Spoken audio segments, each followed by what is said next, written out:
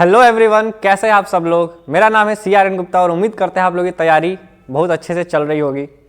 सबसे पहले आप सभी स्टूडेंट्स को, हमारे सभी व्यूअर्स को हैप्पी न्यू ईयर।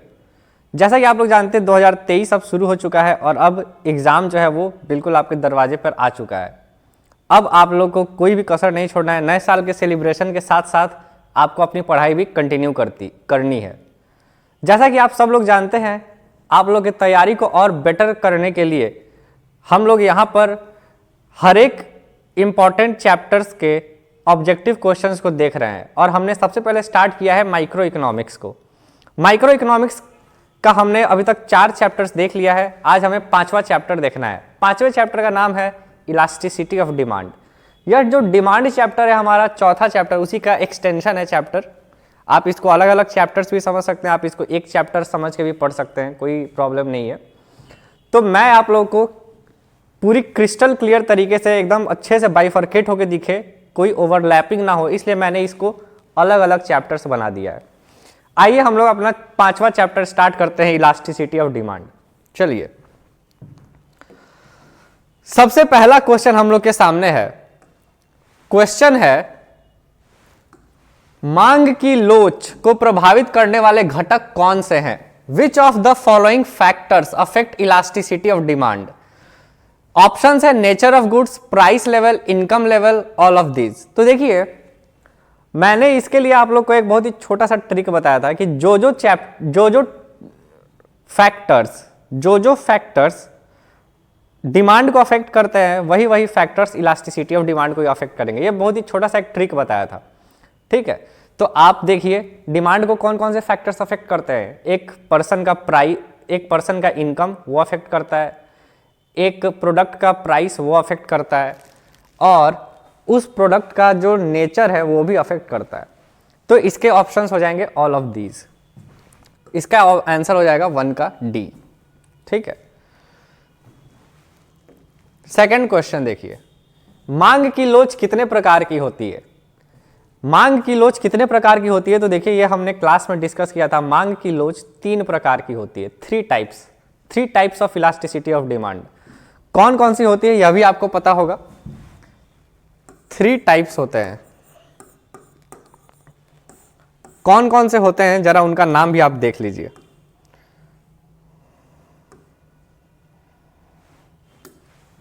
पहला जो होता है उसको हम लोग कहते हैं प्राइस इलास्टिसिटी। दूसरा होता है उसको कहते हैं हम लोग income elasticity.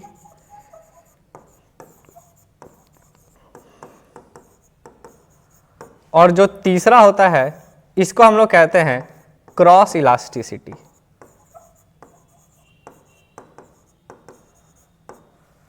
Price elasticity of demand, income elasticity of demand, cross elasticity of demand, यह 3 तरह के हमारे इलास्टिसिटी ऑफ डिमांड होते हैं। तो इसका आंसर हो जाएगा 3, ठीक है। नेक्स्ट क्वेश्चन, आवश्यक वस्तुओं की मांग की लोच होती है। Elasticity of demand for necessities is.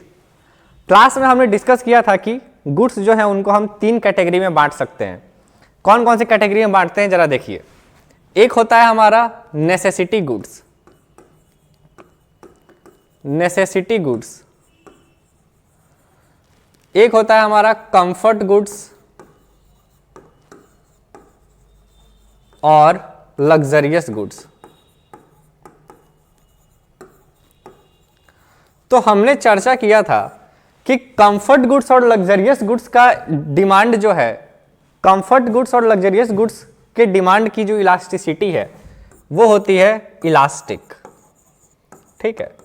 लेकिन जो नेसेसिटी गुड्स की इलास्टिसिटी होगी वो होगी परफेक्टली इनइलास्टिक।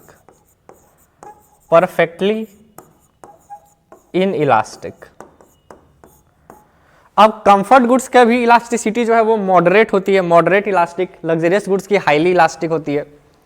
तो देखिए यहां पे क्या है, नेसेसिटी गुड्स की इलास्टिसिटी क्या होगी? Perfectly inelastic. परफेक्टली इनइलास्टिक का मतलब होगा इलास्टिसिटी ऑफ डिमांड जो है वो हो जाएगा पूरी तरह से 0। इसका आंसर हो जाएगा 0। मतलब उस प्रोडक्ट का प्राइस बढ़े या उस प्रोडक्ट का प्राइस घटे, आपको अगर उस प्रोडक्ट की ज़रूरत है तो आपको कंज्यूम करना ही पड़ेगा, आपको उस ज़रूरत को पूरा करना ही पड़ेगा। जैसे फॉर एग्जांपल कोविड के टाइम पे क्या हुआ था, कोविड के टाइम पे ऑक्सीजन सिलेंडर जो है वो कहीं ना कहीं एक बहुत नेसेसिटी आइटम बन चुका था। हजार रुपए, 2-2 हज़ार रुपए का ऑक्सीजन सिलेंडर को 25-25 हज़ार रुपए में बेचा जा रहा था। ठीक है, तो उस टाइम क्योंकि वो नेसेसिटी गुड्स था, लोग उतने पैसे पे करके भी खरीद रहे थे, तो नेसेसिटी गुड्स की इलास्टिसिटी हो जाएगी 0। जरूरत है तो है, आपको चाहिए तो चाहिए। चौथा नंबर देखिए, मांग की कीमत लोच से अभिप्राय है। Price elasticity of demand means change in the demand due to change in price, change in demand, change in real income, change in price. तो प्राइस इलास्टिसिटी ऑफ डिमांड का मतलब होता है कि जब आप कैलकुलेट करने बैठते हैं कि डिमांड में कितना चेंज हुआ with respect to change in price, इसको कहा जाता है price elasticity of demand. Numerical calculation होता है, क्वांटिटेटिव कैलकुलेशन होता है। आंसर इसका हो जाएगा ए।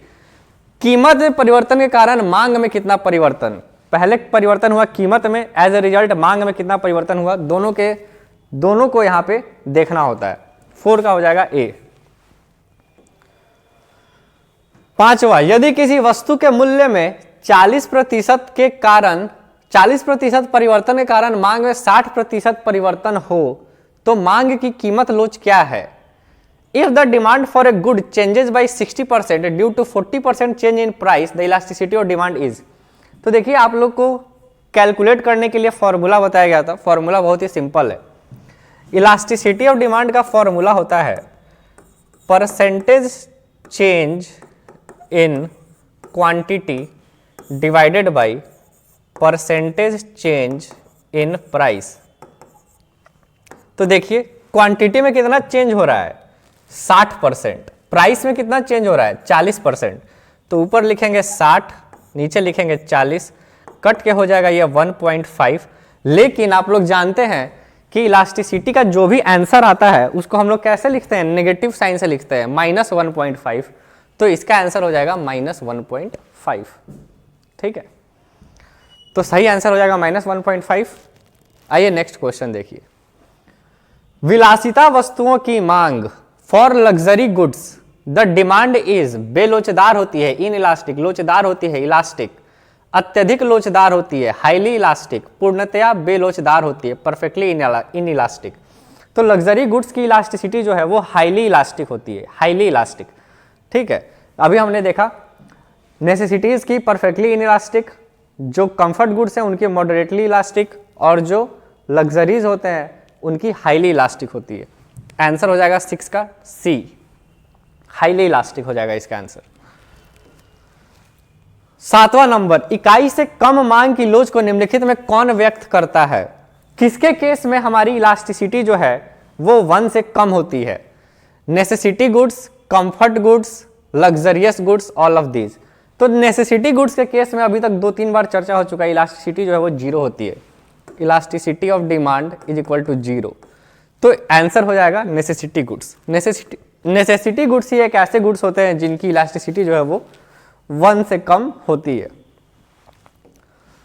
उसके बाद देखिए 8वां नंबर, मांग की लोच का माप निम्नलिखित में किस विधि के द्वारा किया जाता है। टोटल एक्सपेंडिचर मेथड, परसेंटेज और प्रोपोर्शन मेथड, ज्योमेट्रिक और point method, all of this. तो देखिए तीनों तरीके होते हैं, परसेंटेज मेथड भी होता है, एक्सपेंडिचर मेथड भी होता है और ज्योमेट्रिक मेथड भी होता है। ज्योमेट्रिक मेथड में हम लोग आर्क देखते हैं, अपर आर्क, लोअर आर्क देखते हैं। टोटल एक्सपेंडिचर मेथड में हम लोग देखते हैं कि प्राइस चेंज होने से पहले टोटल एक्सपेंडिचर कितना है, प्राइस चेंज होने के बाद टोटल एक्सपेंडिचर कितना है, उसके हिसाब से इलास्टिसिटी हम लोग डिसाइड करते हैं। और परसेंटेज मेथड तो आप लोग जानते ही हैं। आंसर हो जाएगा इसका डी, ऑल ऑफ दीज। ठीक है, 9th नंबर देखिए, गिफन वस्तुओं के लिए मांग की कीमत लोच। For Giffen goods price elasticity of demand is negative, positive, 0, none of these. तो देखिए गिफन गुड्स एक ऐसा गुड्स होता है जो लॉ ऑफ डिमांड को फॉलो नहीं करता, या एक्सेप्शन में हम लोग पढ़ते हैं। एक्सेप्शन में कौन कौन से गुड्स पढ़ते हैं, गिफन गुड्स के बारे में पढ़ते हैं, वेबलेन गुड्स के बारे में पढ़ते हैं। तो गिफन गुड्स ऐसे गुड्स होते हैं जिनके ऊपर लॉ ऑफ डिमांड अप्लाई नहीं होता। तो लॉ ऑफ डिमांड अप्लाई नहीं होता, जैसे जैसे इनकी प्राइस बढ़ती है वैसे वैसे इनका डिमांड भी बढ़ता है। ब्रेड वाला एग्जांपल, तो क्योंकि यह सेम डायरेक्शन में मूव करते हैं ना, इनका मांग की कीमत लोच, इलास्टिसिटी ऑफ डिमांड जो है वो पॉजिटिव हो जाएगा। बाकी सबका नेगेटिव होता है, इनका पॉजिटिव हो जाएगा। ठीक है, क्योंकि प्राइस में और क्वांटिटी डिमांडेड में डायरेक्ट रिलेशन है, सीधा सीधा रिलेशन है। प्राइस बढ़ता है, क्वांटिटी डिमांडेड भी बढ़ता है, तो इनका पॉजिटिव रिलेशन होता है। नेक्स्ट क्वेश्चन देखिए, rectangular hyperbola demand curve shows perfectly inelastic demand, perfectly elastic demand, unitary elastic demand, none of this. तो सबसे पहले समझिए रेक्टेंगुलर हाइपरबोला क्या होता है। रेक्टेंगुलर हाइपरबोला का मतलब होता है, देखिए अगर एक प्रोडक्ट है और उसकी इलास्टिसिटी ऑफ डिमांड 1 आती है, ठीक है, मान लीजिए उसकी इलास्टिसिटी ऑफ डिमांड 1 आ रही है, तो देखिए उस केस में क्या होगा, जब आप उसका ग्राफ बनाएंगे, अगर आप इसका ग्राफ बनाते हैं ना, तो देखिए आपको यहां पे 2 रेक्टेंगल्स दिखेंगे। एक दिखेगा rectangle A B C O, एक दिखेगा P Q R O. 2 rectangles दिखेंगे आपको यहां पे, मैं लिख देता हूं।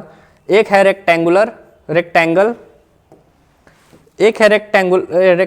ए बी सी ओ और एक है rectangle P Q R O. 2 rectangles. खास बात क्या है, खास बात यह है कि इस कर्व के अंदर जो दोनों रेक्टेंगल बनेंगे ना, या जितने भी रेक्टेंगल बनेंगे, हमने 2 बनाया है ग्राफ, 2 पॉइंट का एग्जांपल लिया है, जितने भी रेक्टेंगल बनेंगे ना, सबका एरिया सेम होगा। इसका मतलब एरिया ऑफ ABCO बराबर होगा एरिया ऑफ PQRO। इसी फेनोमेनन को कहा जाता है रेक्टेंगुलर हाइपरबोला, और यह एक स्पेशल केस है। इस कर्व के अंदर जितने भी रेक्टेंगल्स बनेंगे, सबका एरिया सेम होगा, इसलिए हम इस कर्व का नाम देते हैं रेक्टेंगुलर हाइपरबोला। इसलिए इसका नाम है rectangular hyperbola. Rectangular hyperbola, Hindi में इसको कहा जाता है अति परवलयाकार इसको करके कहा जाता है। ठीक है, तो ये है आपके इलास्टिसिटी और डिमांड चैप्टर के कुछ बहुत ही इंपॉर्टेंट ऑब्जेक्टिव्स जो एग्जाम में कई बार पूछे जा चुके हैं। उम्मीद करते हैं आप लोग को यह वीडियो जरूर पसंद आया होगा। वीडियो पसंद आए तो वीडियो को लाइक अवश्य करें, चैनल को सब्सक्राइब जरूर करें। मिलते हैं आप लोग से नेक्स्ट वीडियो में, तब तक के लिए बाय बाय।